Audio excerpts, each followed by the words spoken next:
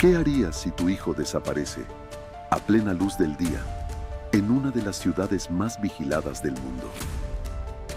Ethan Paz tenía solo 6 años. Era un niño alegre, curioso, con ojos grandes y una sonrisa tímida. Bajó por las escaleras del edificio donde vivía, en el corazón de Manhattan. Se puso su mochilita azul, saludó a su madre desde la puerta y salió. Era la primera vez que iba solo a tomar el autobús escolar. Lo vieron en la esquina, esperando. Luego, nada. Ni un grito, ni una cámara, ni una pista. Solo un silencio que se hizo eterno. Ethan desapareció en cuestión de minutos, y lo que vino después fue aún más escalofriante. Su nombre inundó los diarios. Su rostro apareció en las cajas de leche. Pero lo más inquietante es que, sin quererlo, Ethan cambió la historia de Estados Unidos. Esta es la historia del niño que jamás volvió a casa. Comencemos.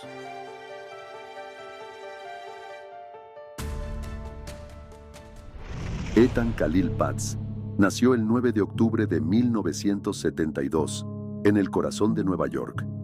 Vivía junto a sus padres, Stanley y Julie, y sus 2 hermanos en un edificio modesto del barrio de Soho. En esa época, Soho era un vecindario de artistas. Calles grises, locales industriales, pero una comunidad unida. Stanley era fotógrafo comercial. Pasaba horas revelando imágenes en su laboratorio casero. Julie se encargaba del hogar y cuidaba de los niños. Ethan era el hijo del medio. Tenía 6 años, cabello rubio ceniza y unos ojos tan grandes que parecían mirar todo con asombro. Era amable, callado y muy observador. Le gustaba dibujar y pasar tiempo con sus gatos. Tenía una pequeña colección de camiones de juguete y decía que quería ser inventor cuando fuera grande. En la escuela, los maestros lo describían como un niño brillante y tranquilo. No era de meterse en problemas. En 1979, Nueva York era una ciudad con altos niveles de crimen, pero las familias aún confiaban en ciertas rutinas, como dejar que un niño caminara solo unas cuadras para tomar el autobús. Ethan insistía. Quería demostrar que ya era grande. Su madre lo dudó, pero finalmente accedió. Era viernes 25 de mayo de 1979. Amanecía tibio. Ethan se puso su mochila azul, su gorra de capitán, y salió por la puerta con una sonrisa. Fue la última vez que alguien de su familia lo vio con vida. Eran las 8 de la mañana, viernes. Ethan bajó solo desde el apartamento del segundo piso. Julie, su madre, lo observó desde la ventana de la cocina. Lo vio caminar con paso firme por Prince Street, una calle que ya conocía. Tenía que recorrer solo 2 esquinas hasta llegar a la parada del autobús escolar. Nunca llegó. Ethan debía llegar a la escuela a las 8:30, como siempre. Pero esa mañana, la maestra no lo vio entrar al aula. Pensó que quizás estaba enfermo. No llamó. No avisó. A las 3:30 de la tarde, cuando los niños comenzaron a regresar a casa, Ethan no estaba entre ellos. Julie esperó. Quizás se había quedado jugando. Quizá hubo un error. Pero los minutos se convirtieron en 1 hora. Y luego en 2. Cuando Stanley llegó del trabajo, la casa estaba en silencio. Nadie sabía dónde estaba su hijo. Llamaron a la escuela. Nadie lo había visto. Llamaron a los amigos. Nada. Salieron a recorrer el vecindario, llamando su nombre, revisando calle por calle. A las 6 de la tarde, la policía recibió el reporte oficial. Un niño de 6 años, desaparecido en Soho. Las primeras horas son vitales, pero en 1979 no existía el protocolo Alerta Amber. No existían sistemas de difusión masiva para casos de menores desaparecidos. La policía tomó nota, pero no activó ninguna operación urgente. No había señales de secuestro. No había testigos. Solo un niño que había salido caminando y no volvió. La mañana siguiente, El caso ya estaba en boca de todo el barrio. Los vecinos pegaron carteles en postes, vitrinas y paradas de autobús. El rostro de Ethan, rubio, ojos grandes, sonrisa leve, comenzó a multiplicarse por toda la ciudad. Voluntarios recorrieron cada rincón de Soho. Se unieron incluso personas de otros distritos.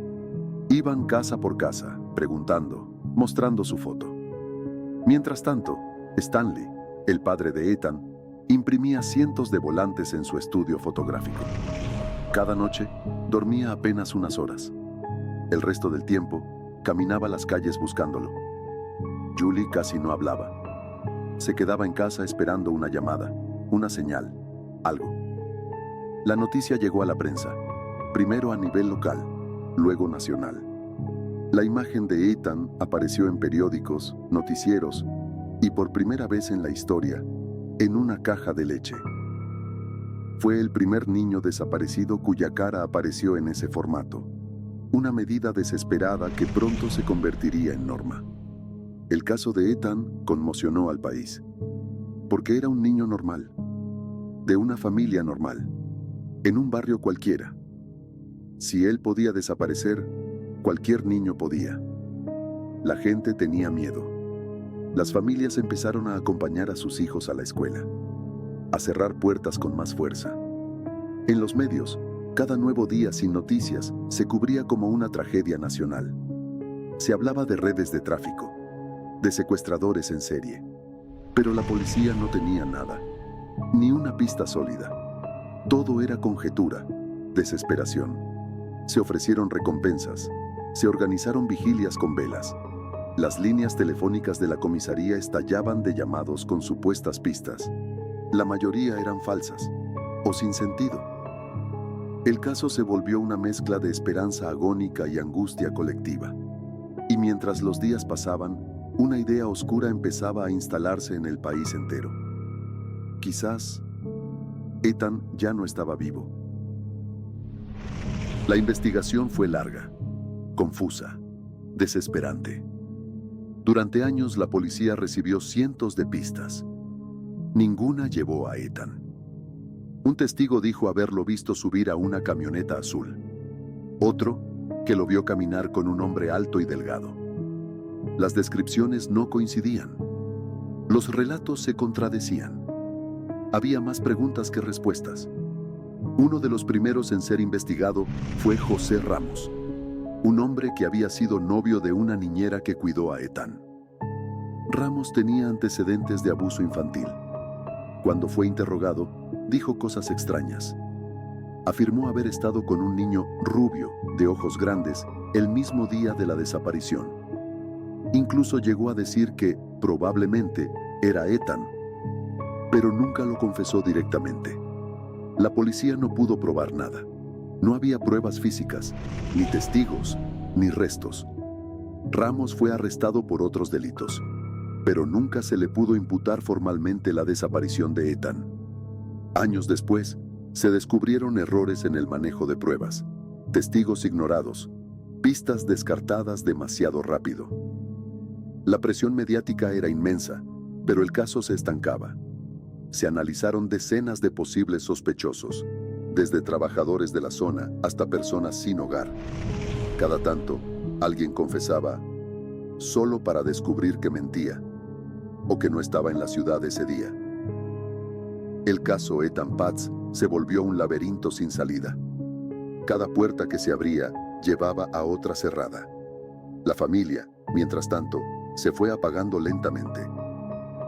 Julie apenas salía de casa. Stanley seguía imprimiendo afiches, aún después de años. Cada cumpleaños de Ethan era una herida abierta. Los medios, con el tiempo, empezaron a hablar menos del caso. Pero en la mente de todos, su rostro seguía ahí, flotando en la memoria colectiva como un símbolo de algo roto. Porque no era solo la historia de un niño perdido. Era la historia de un país que no sabía cómo buscarlo. Un país que se miraba al espejo y veía el reflejo de su propia fragilidad. En 2012, más de 3 décadas después de la desaparición, ocurrió algo inesperado. un hombre llamado Pedro Hernández fue arrestado. Era un ex empleado de una pequeña tienda de abarrotes en el mismo barrio donde Ethan desapareció.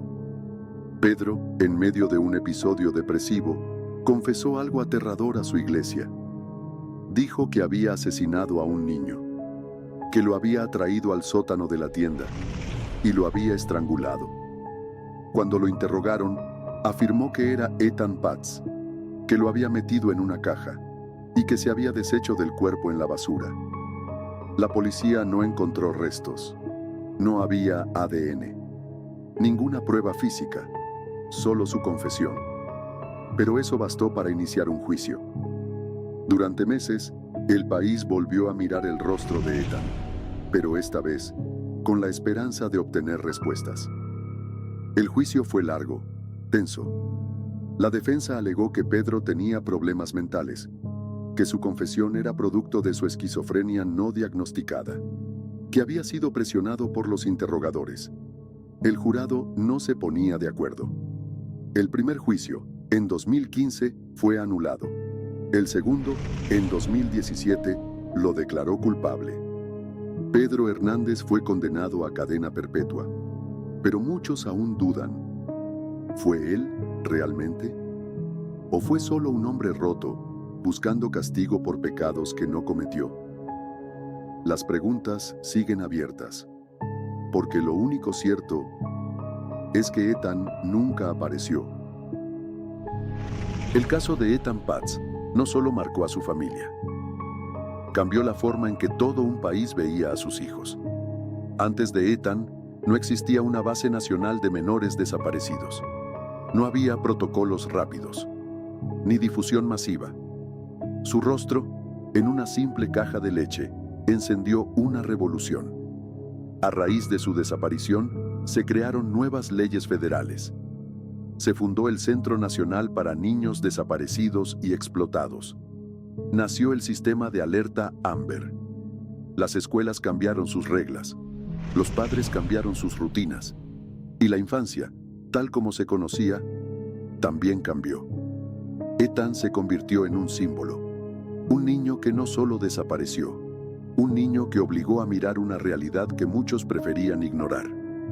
Su nombre está inscrito en placas, en centros de ayuda, en leyes que protegen a los menores. Cada año, el 25 de mayo se conmemora el Día Nacional de los Niños Desaparecidos. En su honor. Porque aunque Ethan nunca volvió, su ausencia sigue presente. Y su historia salvó a otros. A muchos. Ethan Paz salió de su casa una mañana, con la ilusión de ser un poco más independiente. Y nunca más volvió. Hoy, su historia sigue viva. No por justicia, sino porque el vacío que dejó nunca se llenó. Porque en algún lugar aún hay preguntas sin respuesta. A veces, los casos no se resuelven. A veces, solo se transforman en advertencias. Y en la oscuridad que dejan, se construyen nuevas reglas. Si esta historia te tocó, suscríbete y comparte. Porque hay historias que no deben apagarse.